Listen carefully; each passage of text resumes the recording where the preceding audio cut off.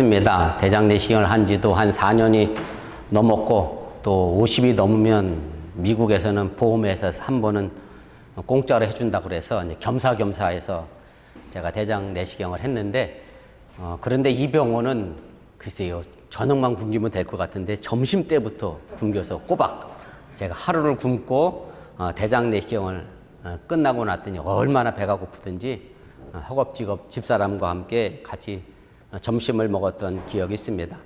사람이 먹지 못하면 이제 살지를 못합니다. 지금 우리가 미국에서 살고 있습니다만은 먹고 사는 문제가 뭐 이곳은 돈만 있으면 다 해결되다 보니 먹는 게 문제가 아니라 돈만 걱정하면 되고요. 먹는 문제는 뭐 그리 걱정하지 않고 어찌 보면 너무 먹어서 탈이지 덜 먹어서 부족한 것으로 인하여 염려하고 걱정하지는 않습니다. 제가 탈북민 유튜브를 본다는 말씀을 들었는데 탈북민들이 하는 말 가운데에 고난의 행군 때 북한 사람들이 많이 굶어 죽었다. 한 100만 명 정도 굶어 죽은 것으로 추산을 합니다. 그리고 그 이후에 먹고 살기가 어려워서 이제 북한에서 집단적으로 이제 탈북을 해서 중국을 거쳐서 또 여자들은 탈북했는데 또 인신매매에 팔려서 중국의 시골에 농촌으로 팔려가서 어쩔 수 없이 강제 결혼도 하고 뭐 이래서 다시 한국으로 넘어온 분들도 많이 계심을 제가 알게 됐습니다.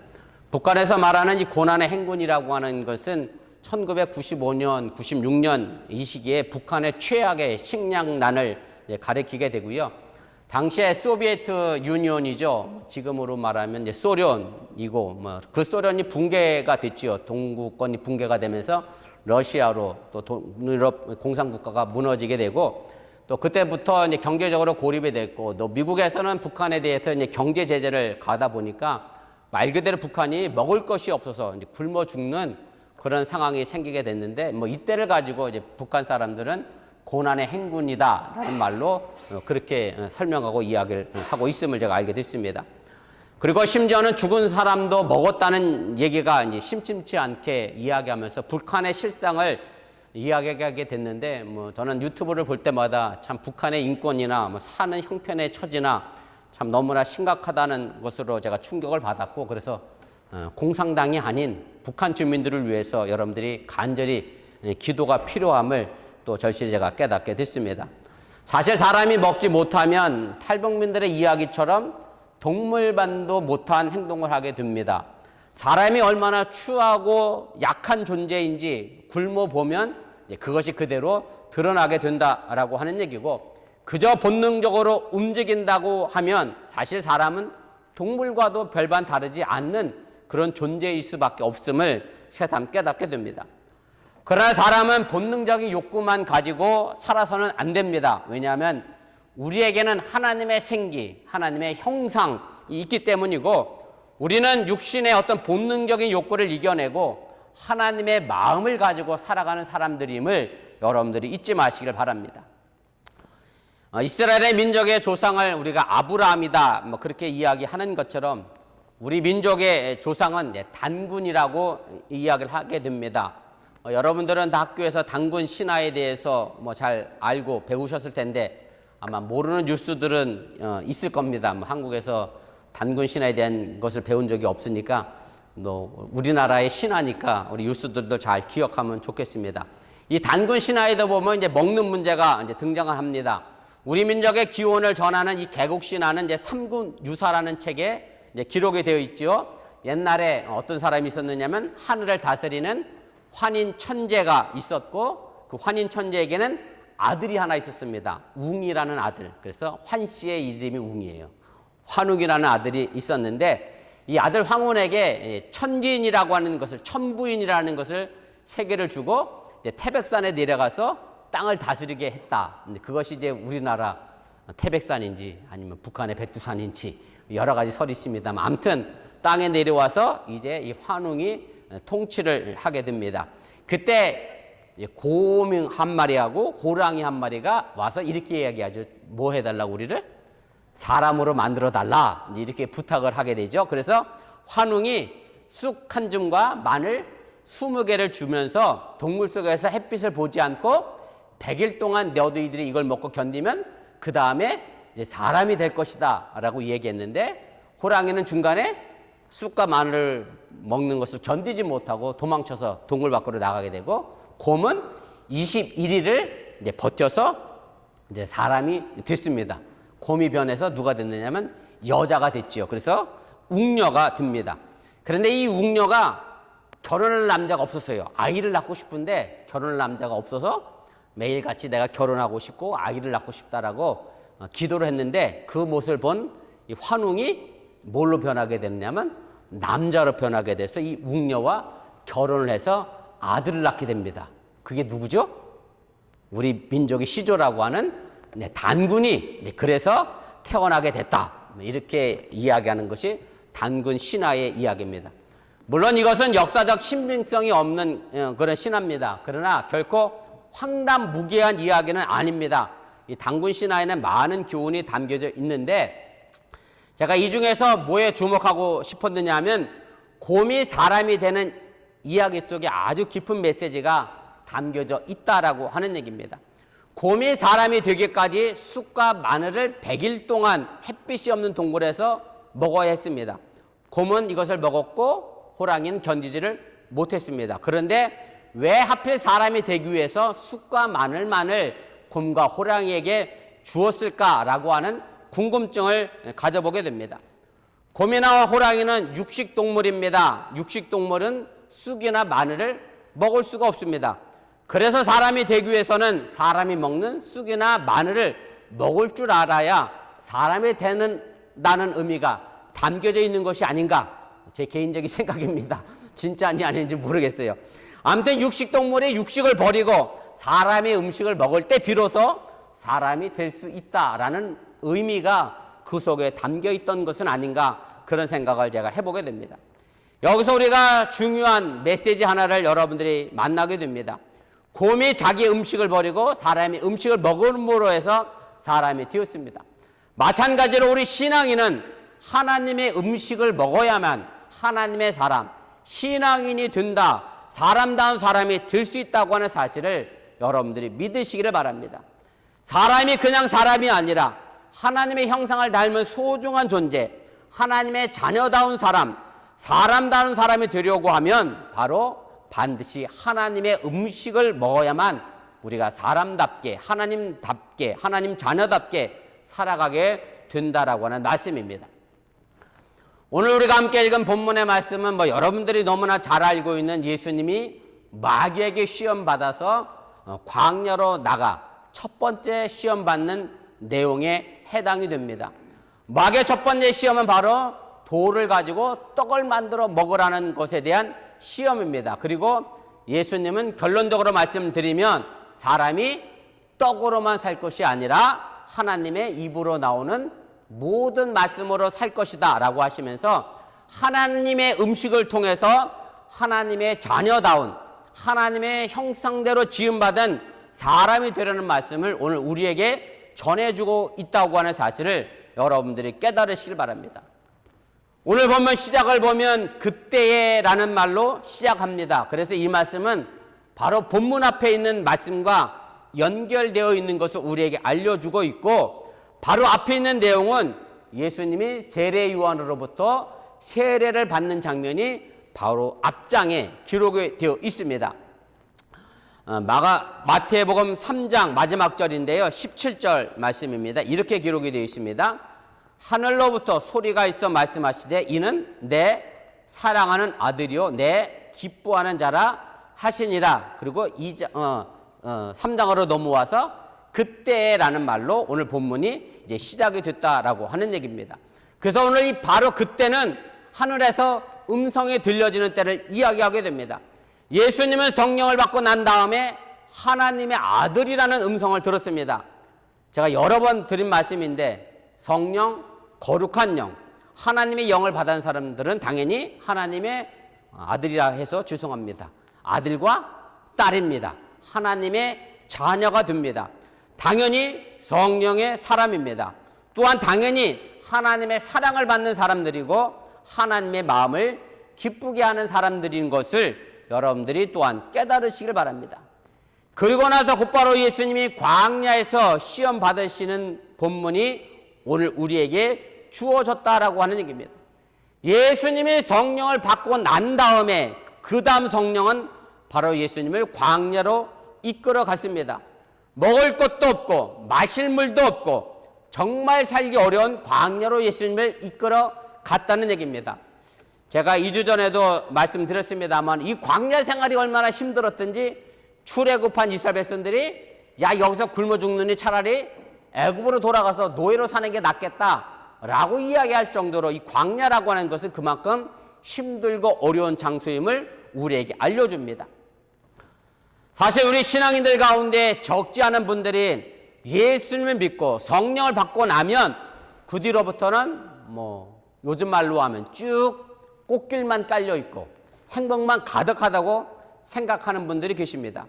말 그대로 성령 받고 나면 만사 형통할 것을 기대하고 늘 기쁘고 감사가 넘쳐날 것을 기대한다는 말씀입니다. 그런데 성경을 보면 이런 우리의 생각에 대하여 그렇게 생각하지 말라고 가르치는 것이 성경의 주된 내용임을 여러분들이 깨달으시길 바랍니다. 오늘 본문만 보더라도 예수님이 성령을 받고 하나님의 아들이라고 하는 음성을 들었는데 기다리고 있는 것은 사람들이 예수님을 메시아로 그리스도로 구세주로 환영한 것이 아니라 거칠고 험난한 광야라고 해서 마귀에게 시험을 받으셨다. 마귀가 오히려 예수님을 기다리고 있었다라고 하는 사실입니다. 그런데 놀랍게도 예수님을 마귀에게 이끌어 간 것이 마귀가 아니었다는 데 있습니다. 누가 이끌어 갔죠? 성령이 이끌어서 광야로 갔고 거기서 마귀를 만나게 됐다라고 하는 것이 오늘 본문 말씀의 핵심적인 내용입니다. 성령은 예수님을 거칠고 험한 배고프고 목마르고 무서운 들짐승 있는 광야, 바로 그 광야를 이끌어 갔다라고 하는 얘기고, 어찌 보면 이 광야가 지금 여러분들이 살고 있는 삶의 현실, 여러분들의 직장이라고 해도 저는 틀리지 않다라고 생각을 하게 됩니다. 여러분들이 오늘 이 예배를 마치고 돌아가는 것은 바로 거칠은 광야 같은 세상입니다. 오늘 사실 김정 권사님이 기도 순서인데 어제 전화를 주셨어요. 제가 출근을 해야 돼서 기도를 못할 것 같아. 아시다시피 내일부터 공장이 돌아가니 우리 보존에 계신 김지영 권사님이 또 보존을 잘 지켜야지. 모비스를 지켜야 되니까 출근해야 될 것 같아서 생산 때문에 못 나오신다고 그래서 제가 기도하려고 그랬는데 오늘 아침에 또 전화를 주셨어. 어제 보존해놓은 일이 너무 잘 돼서 아무 문제 없이 공장이 잘 돌아간대. 그래서 오늘은 출근 안 해도 될 것 같아서 제가 다시 기도하겠습니다. 그래서 자발적으로 기도하러 나오셨는데 사실 여러분들 있는 자리가 그만큼 힘들고 어렵고 정말 오늘 또 최희영 집사님도 출근하셨다고. 박재현 집사님도 출근했어요? 다 이렇게 출근한 분들이 이렇게 많아. 어찌 보면 자 힘들고 어려운 광야 같은 삶을 여러분들이 살아가고 있는데, 그런데 바로 이 장소가 누가 함께하고 있는 장소냐? 성령이 우리를 이끌어서 이 장소에, 이 자리에 함께하게 만들었다고 하는 사실을 여러분들이 잊지 마시길 바랍니다. 우리가 세례를 받고 기독교인이 되었다고 해서 이때부터 행복이 보장되는 것은 아닙니다. 그렇게 쉬운 것은 사실 없습니다. 만약에 세례받고 예수 믿어 그 말씀에 아멘 하면 내일 당장 부자가 됩니다라고 설교하면 그것은 죄송합니다만은 거짓말입니다. 그런 교회는 절대 가지 마시기를 바랍니다. 요즘 경제가 안 좋아서 한국은 루나 코인이 골드방 치셔서 그것 때문에 자살했다는 사람도 있고 주식이 떨어져서 많은 사람들이 어려워하는 그런 상황 속에 있는데, 이런 상황에 꼭 이런 문자들이 온다 그래요. 저한테는 아직 한 번도 안 왔는데 어디 종목에 투자하면 100% 몇 배가 남습니다. 이렇게 문자 오거든. 그건 제가 확신하건데 100% 거짓말입니다. 그럼 자기 혼자 투자하지 뭘 여러 사람한테 알려서까지 이렇게 투자하냐. 사실은 신앙이라는 것은 제가 말씀드렸던 것처럼 한 단계 한 단계 스텝으로 성장해 가는 거지, 예수 믿었다고 해서 그날로 바로 내가 예수님처럼 인격의 변화가 일어나는 것은 결코 아니다. 한 걸음 한 걸음 올라가고 성장해 가는 것이 우리의 신앙의 모습임을 여러분들이 잊지 마시기를 바랍니다. 3주 전에 미주 한국일보에 이런 기사가 났습니다. 집사람이 보고 제게 알려줘서 저도 읽었는데 무슨 얘기냐면 한 달 전에 미국에서 최고로 큰 교단이 남침례 교단입니다. 지금 베프티스트라고 알려져 있는 이 지역에 너무 침례교가 많이 있어요. 여러분들 알겠습니다만 남침례 교단이 캘리포니아에서 총회를 했는데 그 총회에서 뭘 결의했느냐면 번영 복음은 잘못된 가르침이다라는 것을 이제 교단 차원에서 거부한다라는 내용을 결의를 하게 됐습니다. 그래서 집사람이 그 얘기를 제게 읽어주길래 아니 그게 언제적 얘기인데 이제 교단 차원에서 이걸 결의했냐? 참 늦었지만 그나마 참 다행이다. 제가 이런 말을 했습니다. 번영이란 말은 뭐 우리가 잘 쓰지 않아서 그렇습니다만은 근데 사실 영어 단어가 번영이 돼 있더라고 제가 보니까 여러분들 쉽게 이해하는 말로 다른 말로 한다고 하면 기복복음, 뭐 기복신앙이라고 해도 뭐 틀리지 않을 것 같습니다.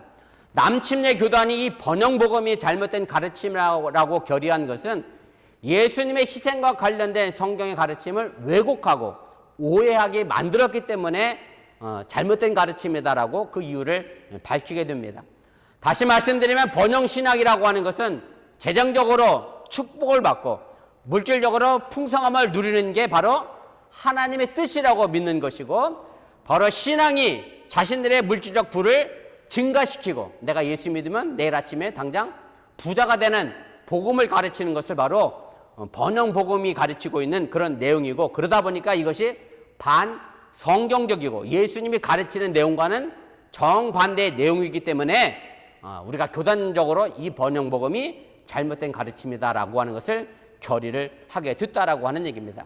제가 신문기사의 내용을 그대로 읽어보겠습니다. 여러분들이 귀담아 한번 들어보시면 좋겠습니다.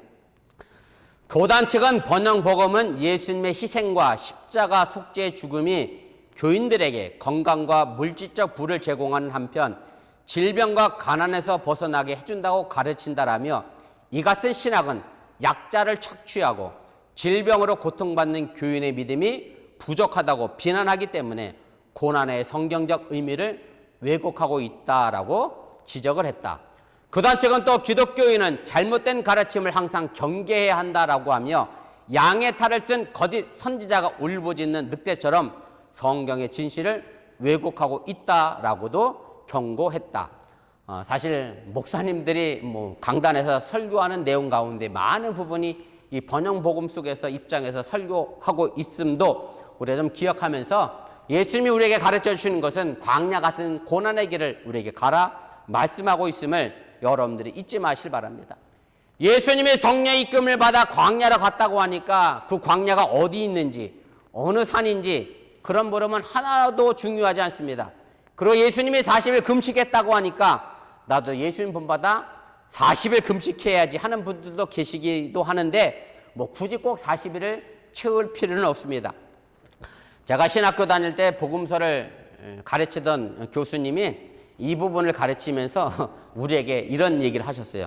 우리 선배 중에 목회 나가기 전에 예수님처럼 나도 40일 금식한다 그러면서 40일 금식하러 갔대. 그런데 그 선배가 금식은 잘 끝냈는데 그 다음에 먹는 걸 잘 못해갖고 어떻게 했겠어요?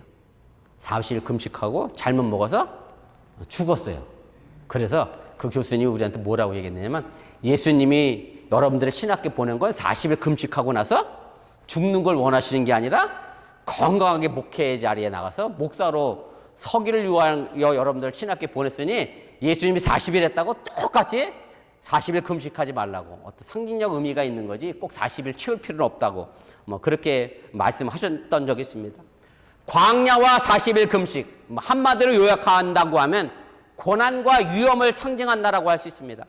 예수님이 받은 시험과 금식을 우리 신앙인의 모형으로 본다라고 하면 광야는 우리 인생의 그 자체이고 이 홀로 있는 시간 속에서 우리가 하나님을 만나야 한다고 하는 사실을 여러분들이 믿으시기를 바랍니다. 우리는 교회나 예배에서만 하나님을 만나서는 안 됩니다. 어찌 생각해보면 삶의 현실인 광야에서 하나님을 만나야 하고 그 삶의 현실, 마귀가 우리를 시험하는 삶의 현실에서 하나님을 만나야 그 시험에 지지 않고 이길 수 있다고 하는 사실을 여러분들이 깨달으시길 바랍니다. 그리고 바로 사람다운 사람이 될 수 있음 또한 여러분들이 잊지 마시길 바랍니다. 신명기 32장 10절에 모세는 이스라엘 백성들에게 이렇게 유언합니다. 여호와께서 그를 황무지에서 짐승이 부르짖는 광야에서 만나시고 호위하시며 보호하시며 자기의 눈동자같이 지키셨도다. 하나님이 우리를 만나시고 호위하시고 보호하시고 지키는 것은 편하고 잘 먹고 잘 사는 탄탄대로에서가 아니라 배고프고 목마르고 짐승의 위험이 있고 덤불과 구덩이가 있는 광야 황무지라는 사실을 여러분들이 기억하시기를 바랍니다. 모세가 하나님을 만난 것은 미디안 광야였고 예언자 엘리야가 절망 가운데 하나님을 만난 것도 광야였고 바로 예수님도 천사의 보호를 받았던 것이 광야였음을 여러분들이 기억하시면 좋겠습니다. 곰이 사람이 되기 위해 쑥과 말을 먹은 곳, 햇빛이 들지 않는 동굴, 바로 그것이 성서가 말하는 광야입니다. 햇빛이 좋은 날만 있는 것이 우리의 인생이 아니라고는 말씀입니다. 어찌 보면 궂은 날이 더 많고 비가 오는 날이 더 많은 것이 우리의 인생이라고 해도 틀리지 않고 때로 억수같이 쏟아지는 소낙비 같은 인생 속에서 바로 그곳에서 하나님을 만나시고 그곳에서 하나님의 인도함을 받는 저와 여러분들이 될 수 있기를 주님의 이름으로 축원을 드립니다. 예수님은 광야에서 시험을 받으셨습니다. 40일간 금식을 했습니다. 정말 배가 매우 고팠습니다. 저도 최근에는 금식 기도를 한 적이 없는데 제가 한국에 있을 때 우리 집사람과 강남 금식기도원에 가서 금식을 한 적이 있습니다. 한 일주일간 했던 것 같아요. 아이들을 철원에 계신 부모님께 맡기고. 그런데 우리 집사람은 왜 금식을 못하느냐면 커피 생각이 나서 금식을 못하고요. 저는 배가 고파서 금식을 못하겠어. 사실 여러분 금식기도 해보셨어요? 3일 지나면 사실 기도 안 돼. 3일 지나면 그때부터 기운이 빠져갖고 누워서 무슨 생각만 나면 되는 줄 알았어요? 죽 한 그릇 먹었으면 좋겠다. 치킨은 얼마나 맛있을까. 사실 이런 생각 나지 3일 지나고 나서부터 그래도 기도가 될 수 있는 사람은 굉장한 체력의 소유자지 일주일 금식하면요 정말 기도도 안 된다니까. 그냥 누워만 있다가 기도원에서 나오는 거지. 그렇습니다. 사실 배가 고파서 도저히 아무 생각도 안 나는데 예수님이 40일 금식하셨으니 얼마나 먹을 생각이 간절하게 했겠어요. 바로 그 틈을 누가 노린 거냐면 바로 마귀가 노린 거고 마귀가 예수님께 나와서 이렇게 이야기합니다. 내가 만일 하나님의 아들이거든 명하여 이 돌들로 떡덩이가 되게 하라. 예수님 본문 직전 마태복음 3장 17절에서 이는 내 사랑하는 아들이라고 하는 하늘의 음성을 들었는데 바로 이 배고픔과 하늘의 음성이라고 하는 이 두 음성 사이 속에서 마귀가 그 틈을 비집고 들어왔다라고 하는 얘기입니다. 내가 진짜 하나님의 아들이면 이 돌로 떡을 만들어 먹어라. 왜 하나님의 아들이 배고파 쩔쩔매느냐? 돌 하나 가지고 떡 만드는 게 뭐 그리 어렵겠느냐라고 다가왔다라고 하는 얘기입니다. 사실 이 말씀은 마귀의 말이 아니라 우리의 말이기도 합니다. 신앙생활하고 있는 지금 우리의 현재 모습이라고 해도 틀리지 않다라고 하는 얘기입니다. 제가 한번 말씀드렸습니다만 형경이가 모든 시험에 떨어지고 나니까 내가 이렇게 열심히 교회도 다니고 새벽기도도 가고 주일학교 교사도 헌신하고 11조도 하는데 왜 하나님이 내가 시험 떨어뜨렸느냐? 그럼 뭐 했다 그랬어요? 11조 리펀 해달라고 얘기했다고.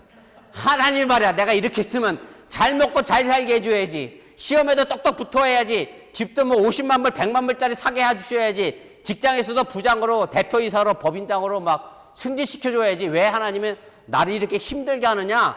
마귀의 얘기가 아니라 누구 얘기냐면 딱 우리의 신앙의 이야기라고 하는 것을 여러분들이 기억하시면 좋겠습니다. 예수님이 살던 시대 복음서가 기록될 당시에 팔레스타인은 로마의 식민지로 경제적으로 매우 어려운 시대에 살았습니다. 그때 하나님의 아들 예수님이 돌로 떡덩이를 가지고 만들었다고 하면 단번에 아마 로마 제국을 다 뒤집어 엎었을 것이고 예수님 왕으로서 많은 사람들에게 추앙을 받았을 겁니다. 어찌 보면 떡 문제를 해결하면 하나님의 나라 금방 이 땅에 임하게 할 수 있다라고 유혹한 것이 마귀의 시험이었다라고 하는 얘기입니다. 마귀의 시험은 아주 정말로 효과적인 것처럼 보였습니다만은 우리가 효과적인 것만을 추구하다 보면 본질을 잃어버리게 됩니다.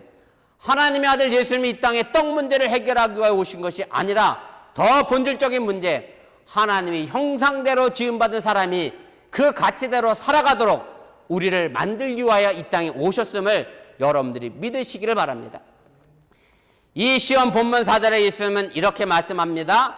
사람이 떡으로만 살 것이 아니요 하나님의 입으로부터 나오는 모든 말씀으로 살 것이라 하였느니라. 이 말씀 오해하지 말라고 제가 여러 번 들었습니다마는 예수님은 떡이 필요 없다는 게 아니라 떡으로만 살지 말라는 얘기입니다.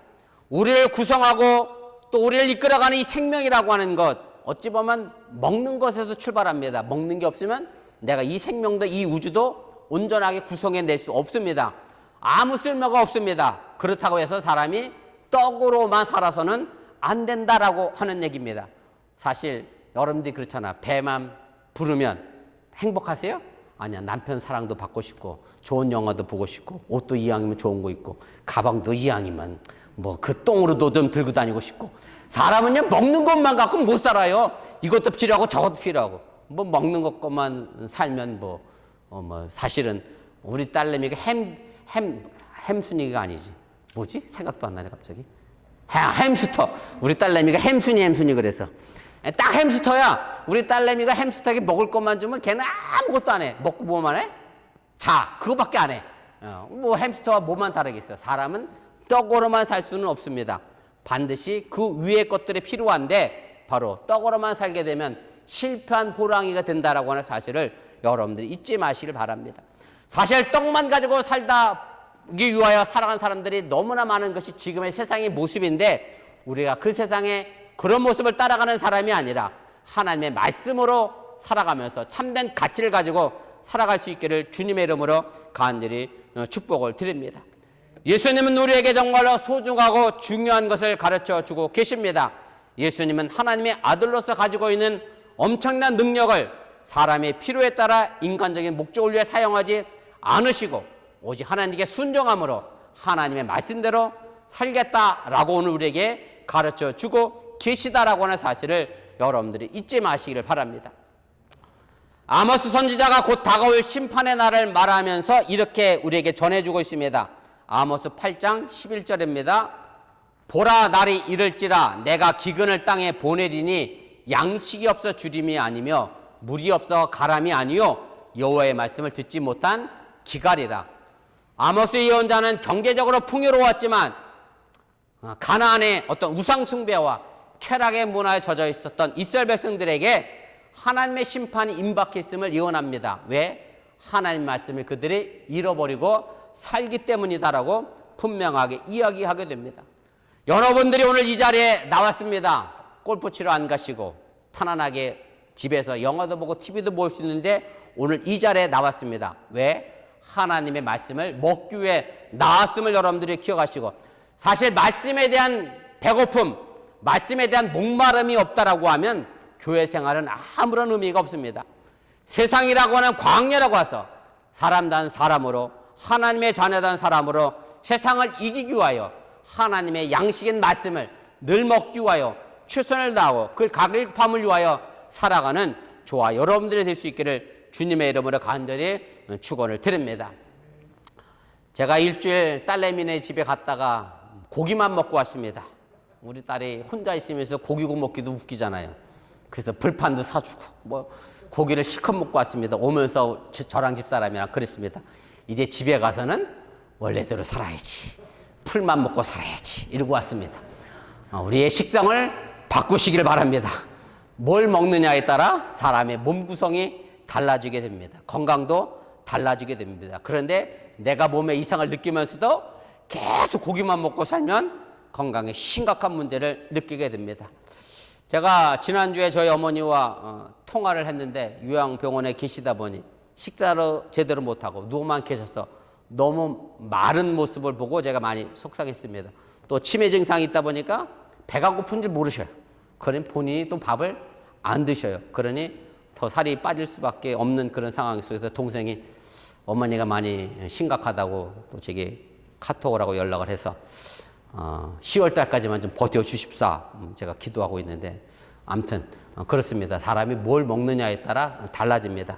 나는 지금 뭘 먹고 사는지 빵으로만 살고 있는지 아니면 하나님의 음식으로 살고 있는지 거룩한 성령을 따라 살고 있는지 다시 한번 생각해 보시면서 건강한 신앙인이 될 수 있기를 주님의 이름으로 간절히 축원을 드립니다. 기도하겠습니다.